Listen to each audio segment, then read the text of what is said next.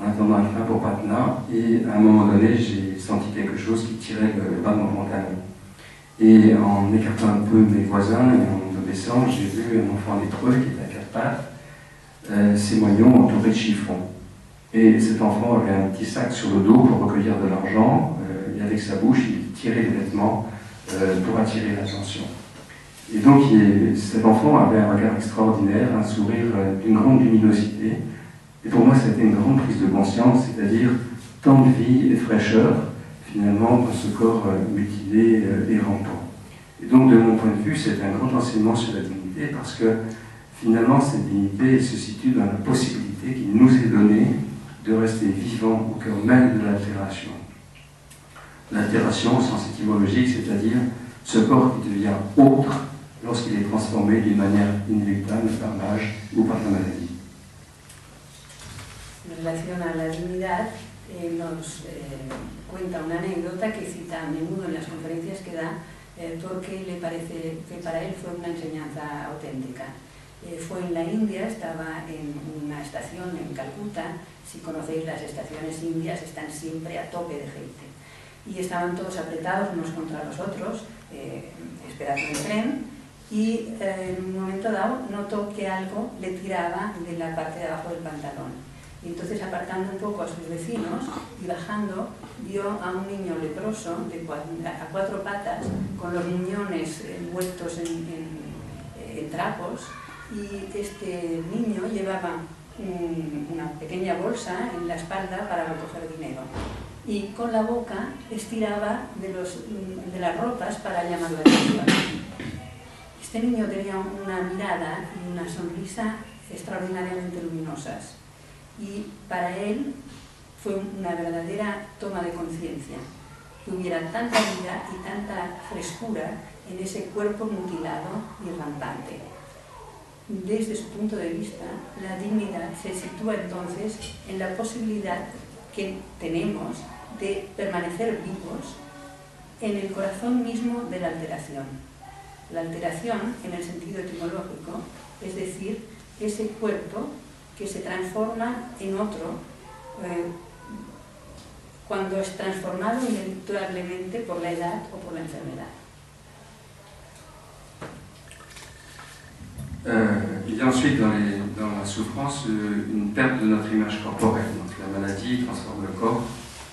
Et donc parfois le regard des autres nous renvoie l'image douloureuse de la propre transformation. Au niveau de l'accompagnement, justement, il est important d'apprendre à décentrer son regard de ce qui fait souffrir. Concrètement, ça veut dire ne pas nier la réalité à laquelle on est confronté, tout en ne se polarisant pas dessus, de manière à percevoir la personne dans toute sa dimension et dans sa globalité. Par exemple, si je ne vois que la maigreur ou la cachexie, ou si je suis polarisé par l'odeur, je ne verrai pas l'humain qu'il y a derrière. A continuación, puede haber la pérdida de la imagen corporal. La enfermedad transforma el cuerpo y a veces la mirada de los demás nos devuelve la imagen dolorosa de nuestra propia transformación. Sufrimos porque estamos terriblemente identificados a nuestro cuerpo. Si mi cuerpo se modifica, soy yo a quien afecta. En el nivel del acompañamiento es importante aprender a descentrar la mirada de lo que hace sufrir. Concretamente, esto no significa negar la realidad a la cual estamos confrontados, pero no polarizarse encima de esa realidad, de forma que percibamos a la persona en todas sus dimensiones, en toda su globalidad. Si solamente veo la delgadez o la catexia, o si estoy polarizado solamente por el olor, ya no veré al humano que hay detrás.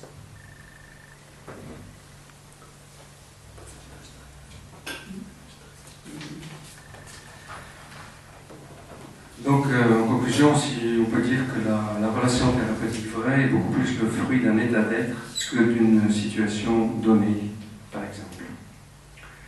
Et dans les souffrances aussi, il y a parfois ce qu'on appelle la sidération de la vie imaginaire, c'est-à-dire que les conditions de vie ne permettent plus d'investir dans le futur. On ne peut pas se projeter dans le futur. Hein. Et donc, je peux citer le cas, par exemple, de cette patiente qui était en fin de vie et qui me disait Mais pour moi, ce qui est difficile, c'est que je n'ai pas de futur, j'ai beaucoup de pensées dans la tête et je ne sais plus quoi faire. Et ça, c'est une situation assez difficile. Et donc, on a travaillé ensemble et elle est rentrée après dans un coma terminal d'une manière extrêmement paisible. Así pues, podemos decir que la relación terapéutica verdadera es más el fruto de un estado del ser que de una situación dada. Y luego a veces se produce una situación en que la vida imaginaria se queda inmovilizada. Las condiciones de vida no permiten invertir en el futuro. Ya no se puede proyectar en el futuro. A veces explica el caso de una persona que estaba ya al final de su vida, de una señora que estaba muriendo y que le decía que sufría muchísimo porque tenía muchos pensamientos, pero no los podía proyectar en el futuro, no tenía futuro. Entonces trabajó con ella, especialmente en el tema de los pensamientos, y finalmente esta mujer murió, entró en coma y murió, pero de una forma tranquila. Donc, au niveau de la souffrance maintenant spirituelle, on a vu d'une manière rapide le physique, le psychologique, maintenant on peut voir sur le plan spirituel. C'est une souffrance en fait qui est assez subtile, qui existe tout au long de la vie, mais dans un état plus ou moins voilé, et c'est assez difficile d'en être conscient. Mais il se trouve que des circonstances particulières comme la maladie, la fin de vie ou d'autres situations peuvent la rendre plus évidente. L'adolescence aussi est une période intéressante où on peut découvrir ce genre de choses. También hemos visto que puede haber un sufrimiento a nivel espiritual. El sufrimiento a nivel espiritual es más sutil. De hecho existe a lo largo de toda la existencia, pero está más o menos velado y a veces es difícil ser consciente de él. Luego hay circunstancias particulares que lo pueden poner más de manifiesto, como la enfermedad o el final de la vida. Por ejemplo, en la adolescencia también es un momento en que puede aparecer con más claridad este sufrimiento espiritual.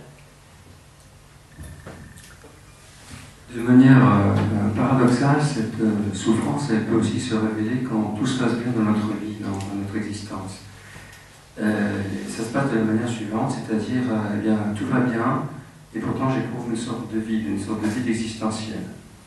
Et donc cette souffrance correspond à ce qu'on appelle habituellement le sentiment fondamental de séparation, c'est-à-dire au fond de nous-mêmes on se sent divisé, il y a comme une sorte de manque, c'est ce qu'on appelle parfois cette béance intérieure, cette fracture de l'être, ou ce dont parlaient certains mystiques chrétiens comme un terme de la blessure bénie. Paradójicamente, este sufrimiento espiritual también puede manifestarse cuando todo va bien en la vida. Todo va bien y sin embargo experimentamos una especie de vacío existencial. Este sufrimiento corresponde al sentimiento fundamental de separación. En el interior, en nuestro interior nos sentimos divididos. Hay como una carencia, una falta. Es lo que se llama la fractura del ser, o como hablaban los místicos, como decían los místicos cristianos, la herida bendecida. Par exemple, je ne sais pas si vous est arrivé de vivre des moments comme ça dans la vie. J'ai un époux, une épouse absolument super, les enfants ça va super bien, je gagne bien ma vie, je suis en bonne santé, tout se passe bien. Et pourtant, je ne sais pas pourquoi, j'ai l'impression, je ressens une petite tristesse là au fond de moi-même, j'ai l'impression qu'il me manque quelque chose. C'est ça.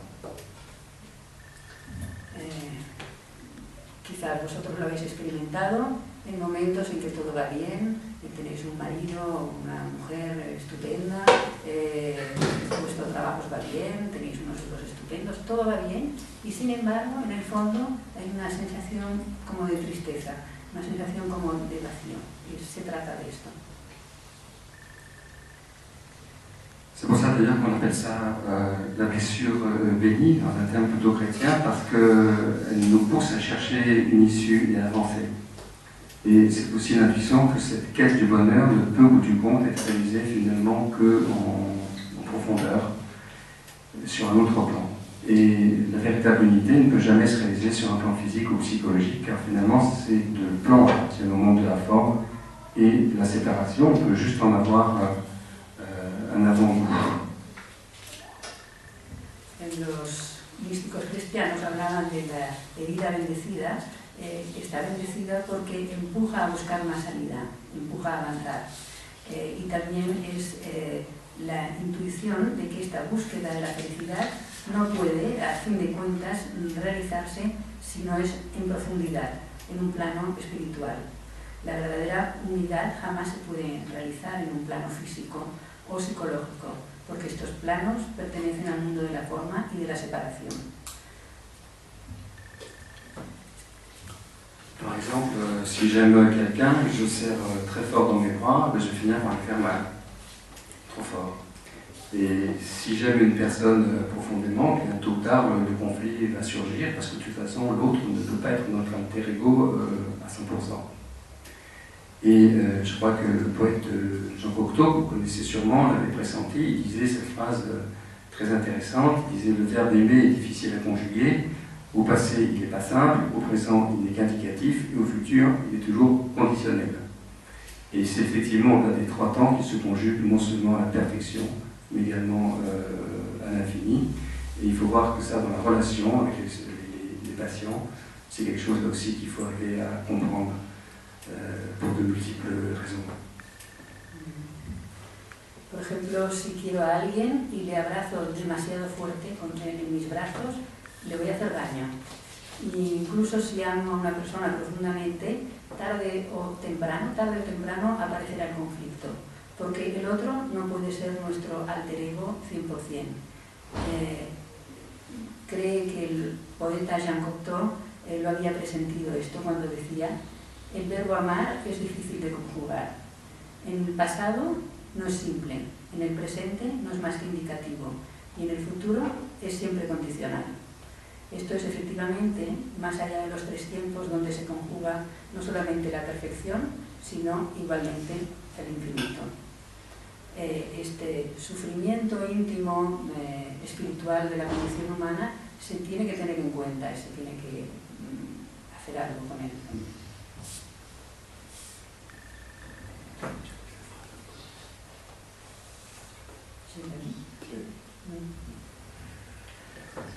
Oui, ce qu'il faut aussi voir, c'est que cette souffrance très, très subtile aussi, inhérente à la condition humaine, est souvent réveillée par chaque séparation plus extérieure. Ça peut être la rupture amoureuse, la perte d'un emploi, la perte d'un être cher, ou par exemple la perte de son image corporelle.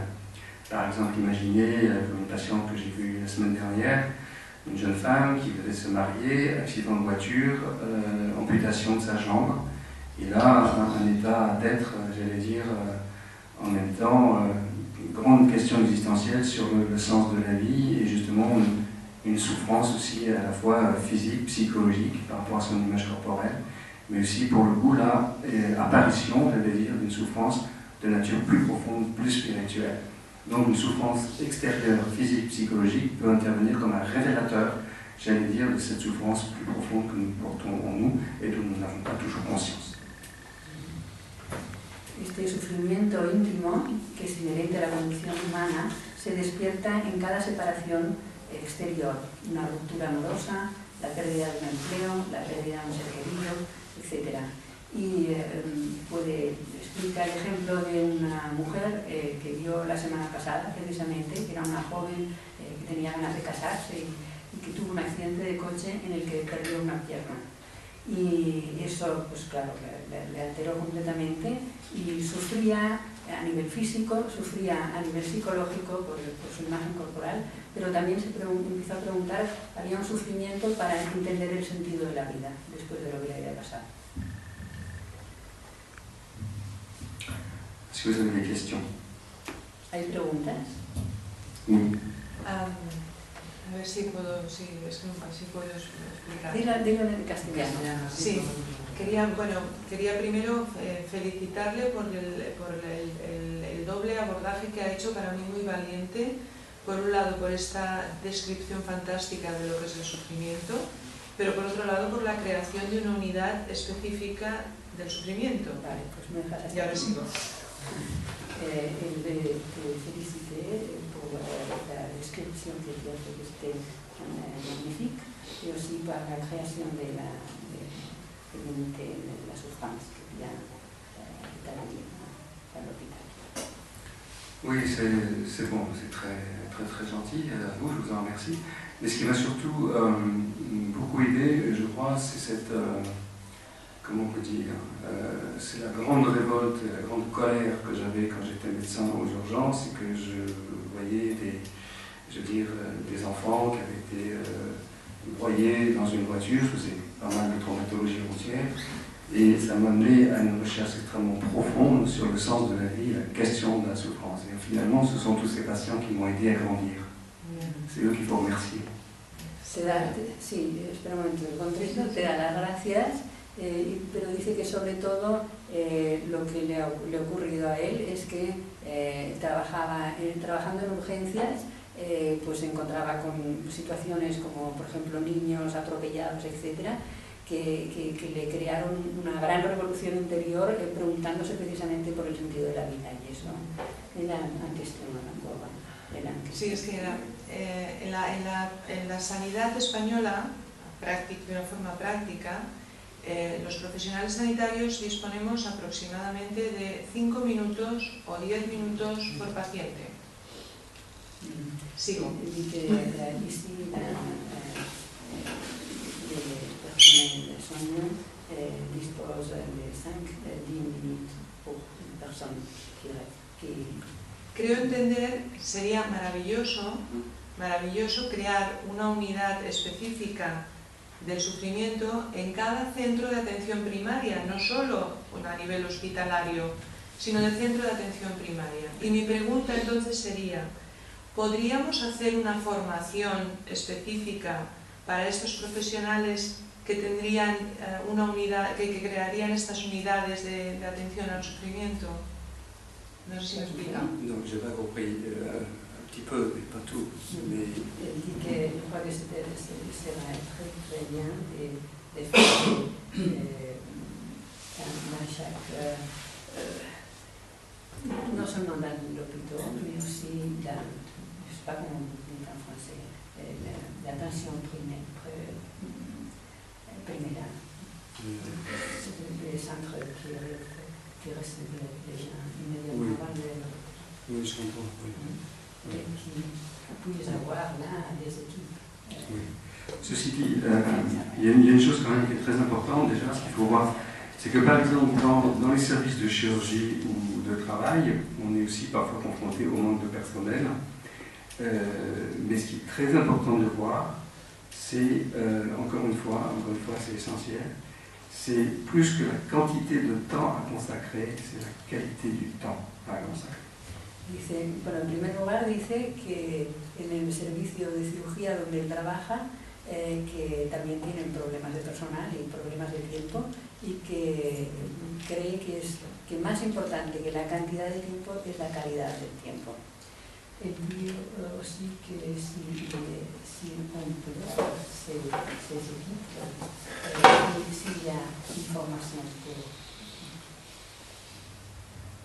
Alors pour l'instant, moi j'avais demandé à ce que soit développé, j'allais dire, un diplôme universitaire, j'allais dire à la fois en philosophie et spiritualité. Philosophie et spiritualité. Donc je sais qu'en France, il y a quand même des choses qui commencent à bouger dans ce domaine-là. Mais en même temps, ce à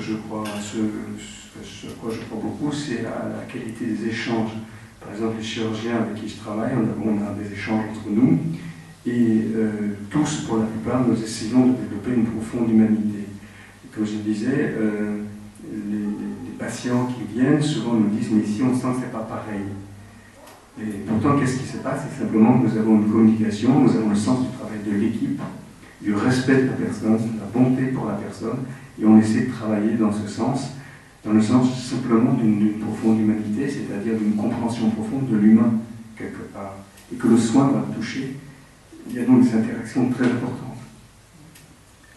Dice que en Francia las cosas empiezan a moverse y que poco a poco se va creando algo de este estilo, pero que él piensa que, aparte de una formación específica, lo que funciona en su servicio es que los cirujanos y el personal entre ellos hablan mucho y se comunican mucho, y que hay esta intención de desarrollar al máximo la capacidad humana de cada cual y la consideración de los pacientes en estos 3 niveles, y que es algo que como equipo hablan mucho y trabajan mucho. Me parece que esto es muy importante. Donc j'ai justement abordé, pour terminer, quelques points justement sur ce qui est important pour les gens qui accompagnent, je veux dire par rapport à la souffrance, que ce soit des professionnels de la santé d'ailleurs ou des bénévoles.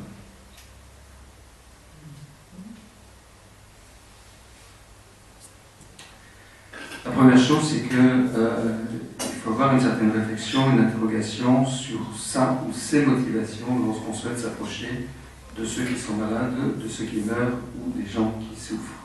Je crois qu'il faut être assez clair sur cet aspect de la question, et je peux dire à l'expérience que vivre au contact de la mort, de la souffrance d'une manière un petit peu au quotidien, quelque chose qui n'est pas anodin, on peut se faire très très mal, mais aussi ce qui est plus grave, faire du mal aux autres, il y a donc des règles à respecter. Entonces ahora quiere hablar de qué es lo que esto implica para las personas que acompañan al sufrimiento. Y por personas que acompañan entiende los profesionales de la salud, pero también los voluntarios. Y dice que, en primer lugar, es muy evidente que tiene que haber una reflexión y una interrogación sobre la motivación o las motivaciones por las que deseamos aproximarnos a aquellos que están enfermos o a los que van a morir. Hay que ser muy claro en este aspecto del tema, porque vivir en contacto con el sufrimiento y la muerte cotidianamente no es algo anodino. Podemos hacernos mucho daño y también podemos hacer, lo que es más grave, hacer daño a los demás. Por lo tanto, hay que respetar ciertas reglas. Une des règles qui paraît fondamentale dans cette approche, c'est d'abord de mener une vie équilibrée. Et qu'est-ce que c'est qu'une vie équilibrée? C'est tout simplement une vie qui convient à l'équilibre, c'est pas compliqué. Et donc j'entends par équilibre, c'est-à-dire une certaine forme d'état d'être, où on se sente plutôt heureux, stable, avec une sorte de plénitude et aussi un esprit clair. Donc c'est vrai que chacun est différent et c'est à chacun de sentir ce dont il a besoin pour être le plus à l'aise possible dans sa vie et dans son existence. Una de las reglas que me parece fundamentales en este trabajo es, en primer lugar, llevar una vida equilibrada. ¿Y qué quiere decir una vida equilibrada para él? Es simplemente una vida que proporciona equilibrio. Y entiende por equilibrio una vida que proporciona cierta estabilidad, cierta alegría, cierta claridad de espíritu, de mente. Cada cual es diferente y cada uno puede tener diferentes necesidades para sentirse cómodo en la vida, pero hay que trabajar sobre ello. Donc ça veut dire aussi qu'on soit capable de définir ou de redéfinir les priorités de son existence. Je crois qu'il ne faut vraiment pas céder sur ce point, c'est très important.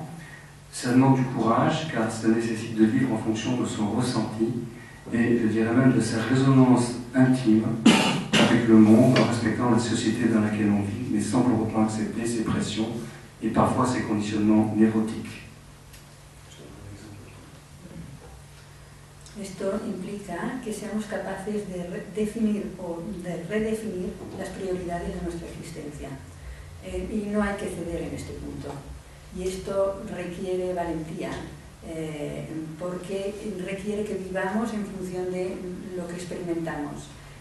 Incluso diría de nuestra resonancia íntima con el mundo, respetando la sociedad en la que vivimos, pero no aceptando las presiones y los condicionamientos neuróticos de esta sociedad. Y ahora va a dar un ejemplo. Par exemple, je peux vous donner un exemple personnel. J'ai commencé ma carrière médicale, j'étais médecin à la campagne, et j'ai travaillé très très dur, j'étais passionné de médecine pendant plusieurs années, donc jour et nuit. Toi? Si? Non. Non, qu'est-ce que c'est? J'étais médecin de campagne. Oui. il travaillait très dur pendant jour et nuit, pendant plusieurs années. Dice que al principio era, no sé cómo se diría, médico del campo, rural, médico rural, y que trabajaba muchísimo día y noche, trabajaba día y noche. Et j'étais très conditionné parce que j'étais issu d'une famille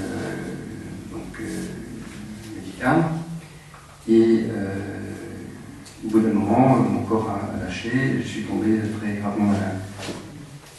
Y se sentía muy presionado porque él proviene de una familia de médicos y por eso trabajaba tanto y en un momento dado tuvo un problema grave de corazón.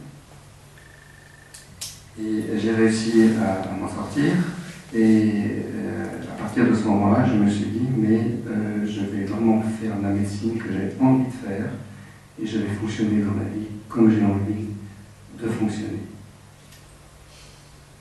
Y a partir de ese momento, cuando se recuperó, dijo, voy a hacer la medicina que yo quiero hacer y voy a llevar mi vida como la quiero llevar.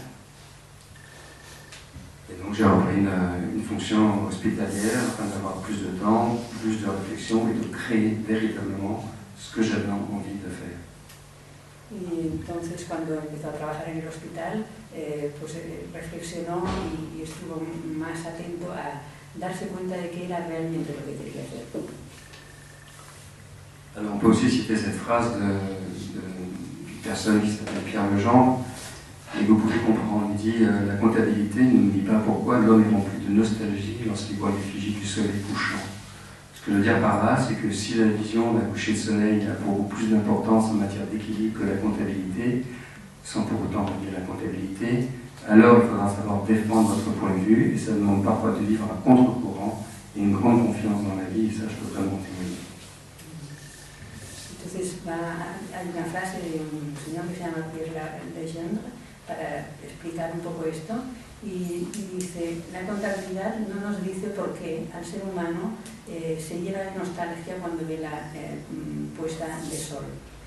Esto quiere decir, esto es lo que él quiere decir, es que la visión de una puesta de sol tiene para nosotros quizá más importancia en materia de equilibrio que la contabilidad.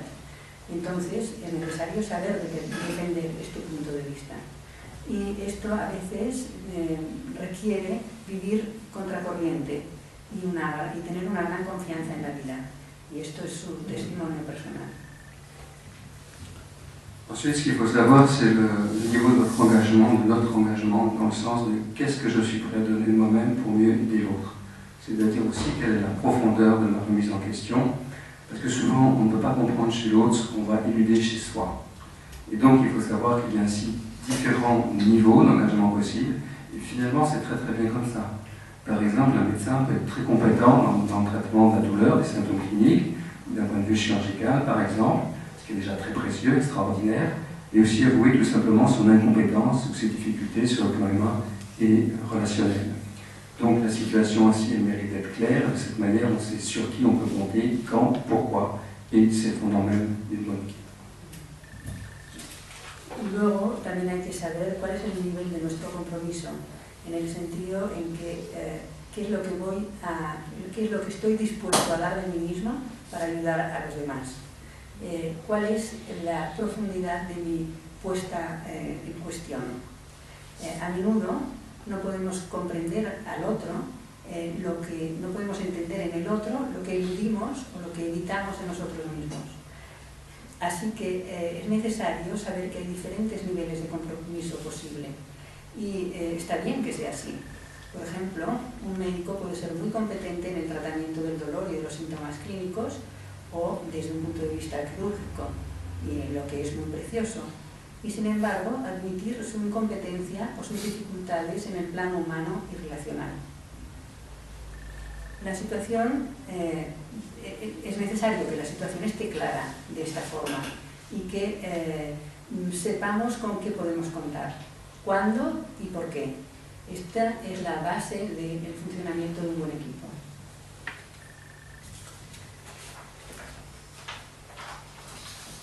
Est-ce que là vous avez des questions? ¿Queréis preguntar algo?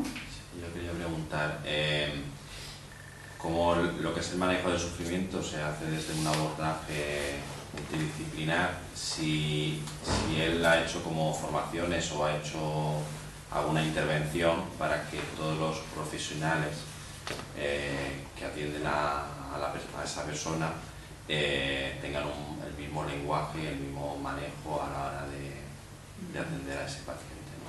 Il demande que si dans votre équipe, il y a été de quelque sorte pour qu'il y ait un langage en commun pour tout le monde. Un langage commun. Oui. Tu peux demander explication, un langage commun? Sí, ¿cómo explicarías un lenguaje común? Bueno, que todo el mundo entienda y se comunique con el... Vamos a ver cómo lo explico.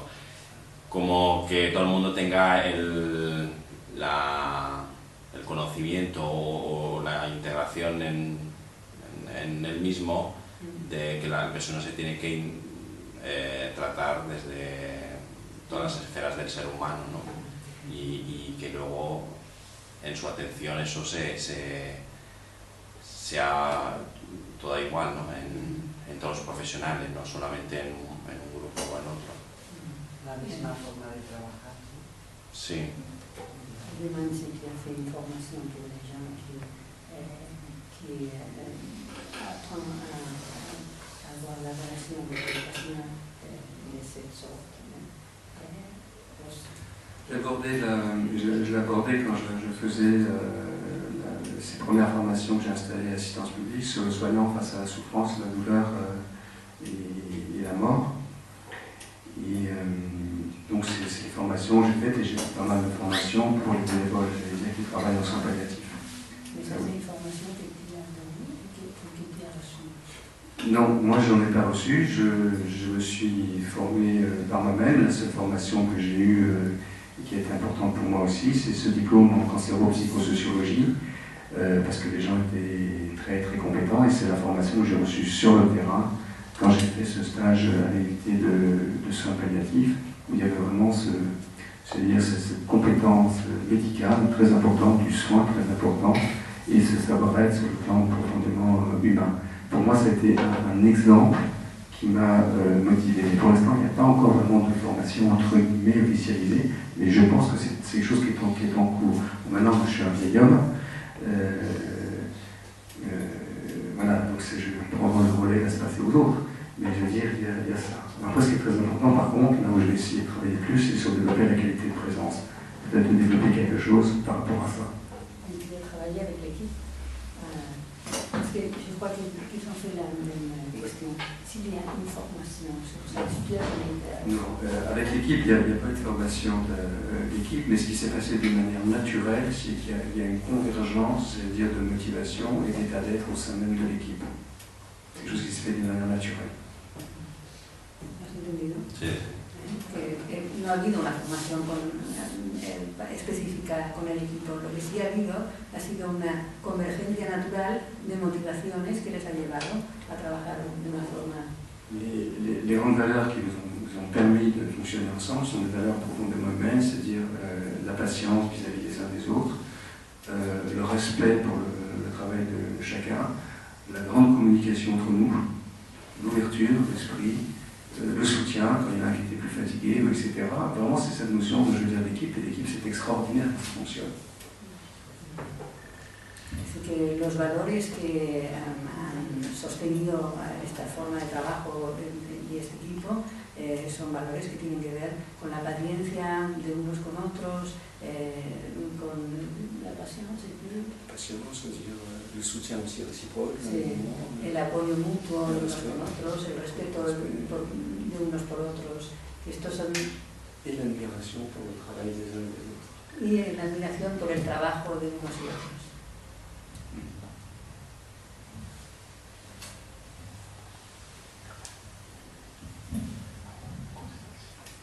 Bon. Est-ce que je vous parle un tout petit peu de la présence, ou on arrête là? Qu'est-ce que vous avez envie? Vous avez des questions? Je vous dis 2-3 mots sur la notion de présence ou pas? C'est comme vous avez envie. ¿Queréis que hable un poco sobre la noción o el concepto de presencia que ha aparecido aquí en algunos momentos en el trabajo? ¿O preferís que ya acabemos aquí o hay alguna pregunta que queréis que hagamos? Oui, un petit mot pour... il nous reste quelques instants. Queda un poco de tiempo y lo va a dedicar a esta idea de la presencia. La première, la présence, c'est quelque chose qui a beaucoup de qualités. D'abord, c'est un état d'ouverture d'esprit, un esprit ouvert. Un esprit ouvert, c'est un esprit qui n'est pas encombré en permanence par des pensées, des choses comme ça, mais un esprit voilà, où il y a de l'espace quelque part. L'espace. Et donc c'est très important parce que l'ouverture appelle l'ouverture. Mon esprit est ouvert, c'est quelque chose que l'autre va plus ou moins ressentir, il va y avoir un état d'ouverture.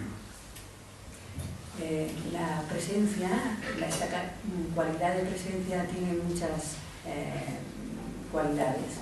La primera de todas es la apertura. Esto quiere decir que la presencia es una presencia abierta en el sentido de que no hay pensamientos, no hay predisposiciones, es una presencia abierta. Esto es una cualidad muy importante. L'autre qualité qui est très importante, et notamment pour un médecin ou un soignant sur le plan clinique, c'est une sorte de clarté de l'esprit, une sorte de limpidité de l'esprit,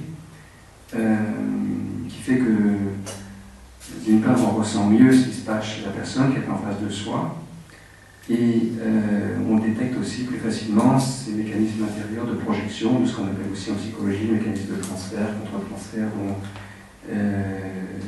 etc.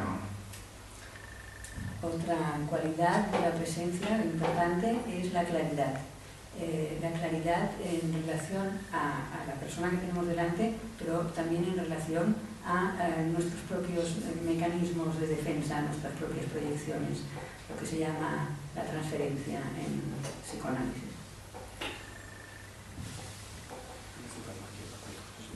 Donc, par exemple, si vous voulez, Platon utilisait déjà aussi le terme de abscisse, c'est-à-dire de sens projeté quelque part. Le sens projeté. Le terme abscisse, ça veut dire le sens projeté. Et je me souviens quelque part aussi que nos anciens, nos maîtres de médecine, nous disaient, mais quand tu vois un patient rentrer dans ton cabinet, tu dois avoir fait au moins 50 à 60% du diagnostic clinique. Rien qu'en regardant. Qu'est-ce que c'est? Platon disait, évoquer le sens projeté, le abscisse, quelque part. C'est-à-dire, en fait, dans la relation, c'est comme un sens projeté, on ressent ce que vit l'autre. C'est le terme de l'abscisse. H-A-P-S. Al parecer Platón ya hablaba de algo que tiene que ver con esto, que era abscis, que era la capacidad de percibir, y esto se puede aplicar, por ejemplo, cuando un paciente entra en la consulta, simplemente viéndolo se puede sentir algo, o percibir algo, empezar a hacer el diagnóstico. Et donc cette clarté d'esprit permet aussi de repérer plus aisément ce qu'on appelle l'épine irritative du patient, c'est-à-dire ce qui lui fait mal dans sa profondeur. Il faut savoir que la souffrance a un parfum particulier, et un thérapeute qui aura développé une certaine sensibilité, justement, pourra même en déceler parfois les ingrédients. Et en disant cela, je pense à un patient que j'appelle Paul. Et Paul est un chef d'entreprise qui est très stressé, qui vient me voir sur les conseils d'un ami, et il me dit qu'il ne me parle que de son travail, et évidemment que je l'écoute. Il a déjà vu plusieurs médecins, il vient parce qu'on ne sait jamais qu'il n'a plus rien à perdre. Et au bout d'un moment, je lui demande simplement comment ça se passe avec son père. Il s'arrête net de parler et il fond en larmes.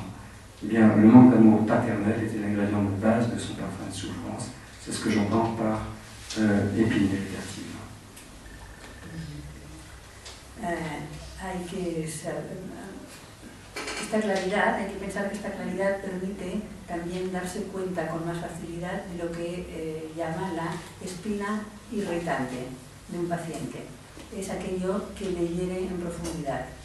Y hay que saber, en efecto, que el sufrimiento tiene como una especie de perfume particular y que un terapeuta tiene que desarrollar una cierta sensibilidad para poder descubrir incluso a veces los ingredientes de este sufrimiento. Cuando explica esto, se acuerda de Paul, que era un alto ejecutivo muy estresado, que le fue a ver aconsejado por un amigo. Y le hablaba todo el rato de su trabajo y él le escuchaba. Y después de haberlo, él había ya ido a ver a varios médicos y dijo, bueno, te vengo a ver porque no tengo nada que perder.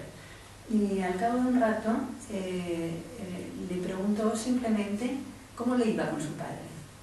Y en ese momento Paul se cayó y empezó a llorar. Y luego descubrieron que la falta del amor paterno era el ingrediente de base del perfume de su sufrimiento. Y esto es lo que él llama la espina irritante, la herida oculta. Donc ce qu'il faut voir, c'est que cette clarté, elle agit ainsi comme un odorat subtil. Et chez le patient, la clarté favorise aussi la prise de conscience de sa difficulté en cause, et parfois aussi de lui-même, ça lui permet de trouver la solution adaptée à sa problématique. Entonces esta claridad actúa como una especie de capacidad de captar el olor sutil y en un paciente esta claridad favorece la toma de conciencia de cuál es la dificultad de la que se trata y a veces también de cuál es la mejor solución. Et donc il y a une troisième qualité encore qui est la stabilité. Et cette stabilité est très importante parce qu'elle permet d'accueillir la souffrance de l'autre sans être déstabilisé, et de laisser émerger l'attitude juste. J'entends par attitude juste eh bien, simplement celle qui est ajustée à la situation. La tercera cualidad de la presencia es la estabilidad, que es lo que permite al acompañante acoger el sufrimiento del otro y no desestabilizarse por ello. Le permite hacer emerger la actitud justa. La actitud justa, según él, es aquella que está simplemente ajustada a la situación. Et brièvement, la quatrième qualité, c'est la vitalité. La souffrance consomme une très très grande quantité de vitalité et il faut savoir que lorsque par exemple on voit une ébauche de sourire chez un patient qui souffre après un entretien, souvent il y a un transfert de vitalité. Donc il faut beaucoup de vitalité pour accompagner la souffrance et je pense que parmi vous, ceux qui ont l'expérience, peuvent voir ça vraiment. La cuarta cualidad de la presencia está vinculada a la energía o la vitalidad, porque cuando en una consulta hay una transferencia de vitalidad. Podéis seguramente haber podido constatar que la persona que llega enferma o con sufrimiento viene muy desvitalizada, con poca energía, y hay como una especie de transferencia por lo tanto, una cualidad de la presencia es esta vitalidad. Et alors on va conclure sur quelque chose d'un peu plus doux.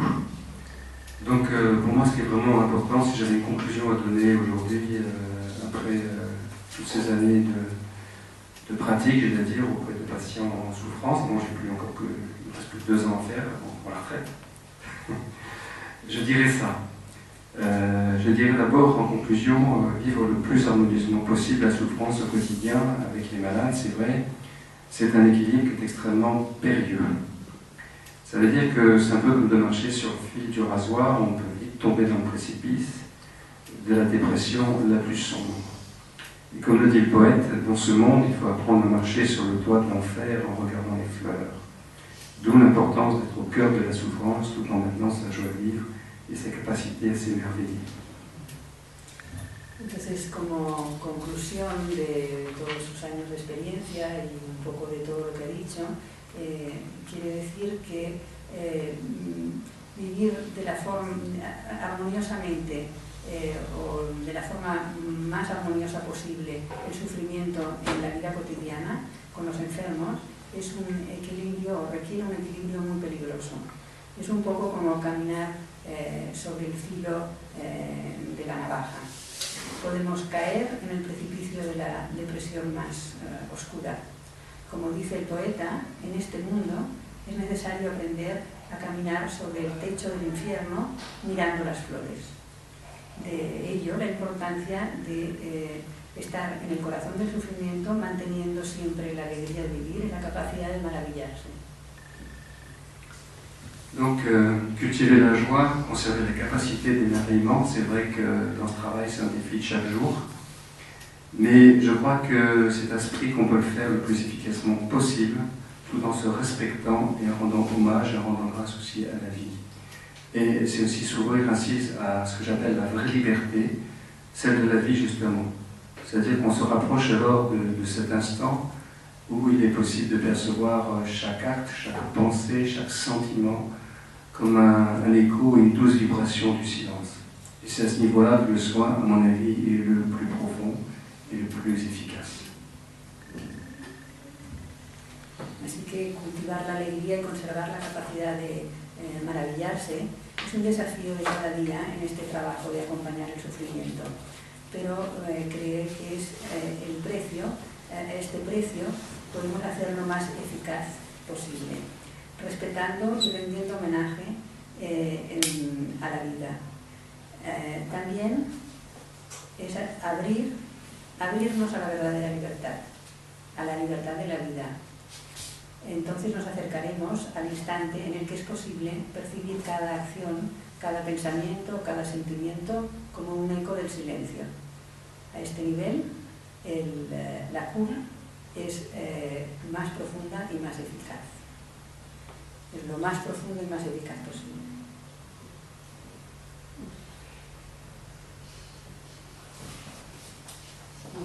Muy bien.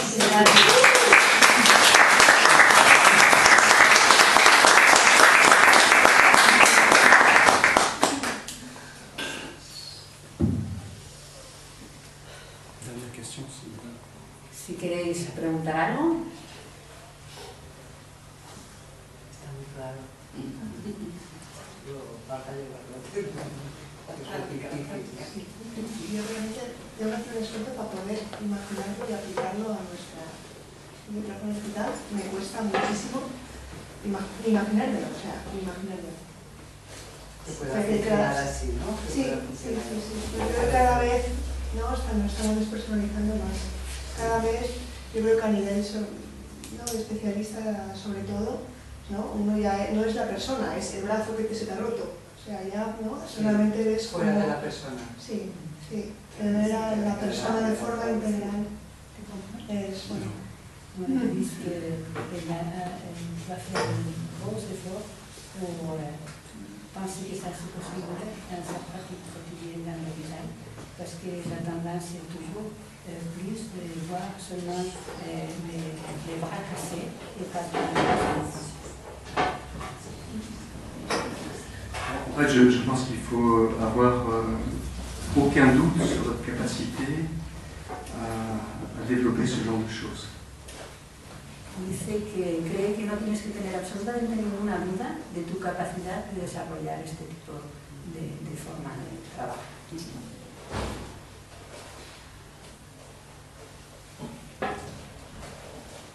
Yo digo que como paciente, no como experta en la materia, pero como paciente también cuando vas te sientes como un papel, un número, esto pim pam fuera.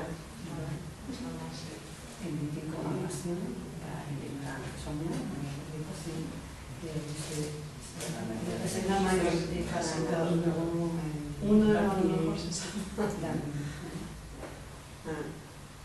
Entonces, muy desanimante, ¿no? También. Yo a veces la experiencia no ha sido tanto con el doctor o con la enfermera, sino que con el modo de funcionar del papeleo del hospital y todo esto, ¿eh? A veces yo pienso que, puedo pensar, ¿no?, que la calidad humana se pierde por la presión, el modo de funcionar, que, por ejemplo, esto que no les deja, la burocracia, ¿no? que las personas que llevan toda la organización no están en contacto directo con el paciente, ¿no? Entonces creo que para mí el fallo más grande es que no les dejan actuar como personas humanas, les deshumanizan. Bueno, no es que quiero echarles la culpa, pero entiendo un poco, ¿no?, que todo lo que es el tema burocrático influye mucho y llegan a cansar a la gente que trabaja. Yo lo he visto ahora con el accidente que ha tenido mi hija, que por ejemplo el médico era un encanto, era una persona superhumana, pero luego todo el papeleo que teníamos que hacer detrás, que nos trataban fatal y nos mandaban de un sitio a otro. Las historias, especialmente que se hacía un accidente en l'hôpital, les médecins c'était une bonne relation, mais il était écrasé par tout les papiers qu'il doit faire, le tas. Et je crois que c'est les gens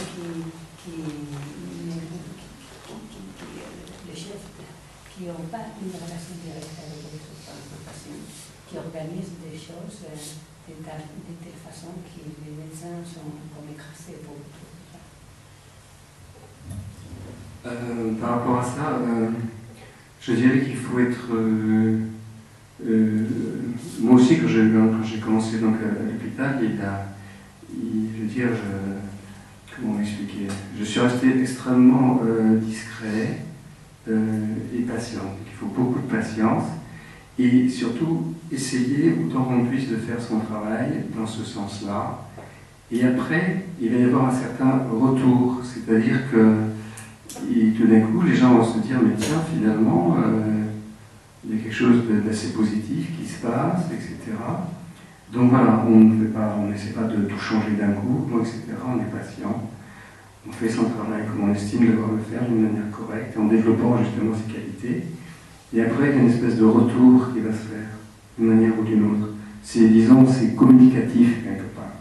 Parce que les patients, eux, vont venir par parler et dire, mais voilà, mais j'ai vu un tel, ça s'est passé comme ça, et après, il y a une information qui va commencer à circuler quelque part. Dice que en su experiencia no hay que tener paciencia y no hay que pensar que se puede cambiar todo de golpe, sino que hay que trabajar desarrollando las cualidades de las que hemos hablado y que con el tiempo hay un cierto retorno de trabajar de esta forma. Poco a poco hay un cambio porque de alguna forma empieza a circular, ¿no?, la noticia de que pues estaba en tal médico y me han tratado muy bien y tal, y esto se va creando algo que poco a poco hace que haya un cambio más general. Yo quería preguntarle si también puede ser que lo vea un poco parecido. Creo que estamos en el mundo occidental, estamos viviendo un momento en el que el sufrimiento es extremo, pero también, por otro lado, están apareciendo muchos terapeutas a todos los niveles. Todo el mundo tiene ganas de curar y de ayudar a los demás, y todo el mundo necesita ser curado y ser ayudado. Y como además la sanidad pública no puede proporcionar esa calidad de trato que el paciente necesita, han proliferado extraordinariamente los sanitarios privados.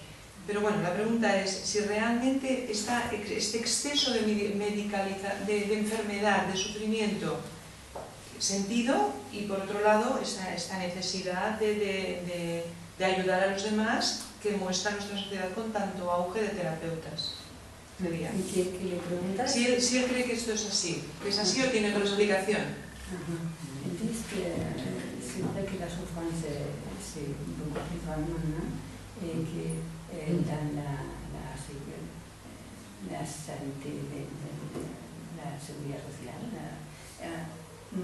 on n'a pas une réponse pour ça, pour toutes ces souffrances.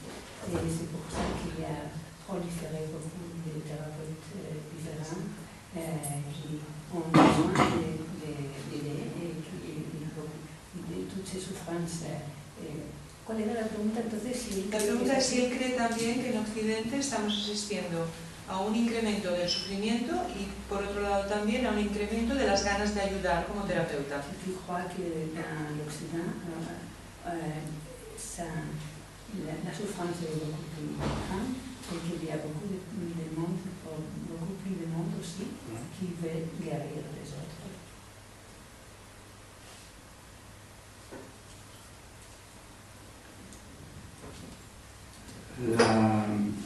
Je ne sais pas s'il y a beaucoup plus de monde, de personnes qui veulent guérir les autres. Il y a beaucoup de thérapies qui se développent, c'est sûr. Après, à mon avis, d'avoir une motivation, j'allais dire, pure et authentique dans ce sens-là, ça demande beaucoup de travail. Mais je pense encore une fois que c'est par l'exemple d'abord d'un petit nombre de personnes, puis progressivement, que les choses pourront se développer. Dice que no sabe si hay mucha más gente que quiera curar actualmente, lo que sí es verdad es que se están desarrollando muchísimas formas de terapia y que lo que es importante es ver realmente cuál es la motivación que lleva a la gente a llevar a cabo estas terapias y que de todas formas él piensa que el mensaje es todo lo mismo, que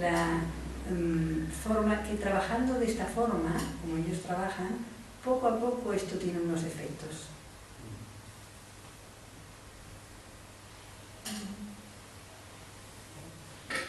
¿Está? Muchas gracias. Gracias.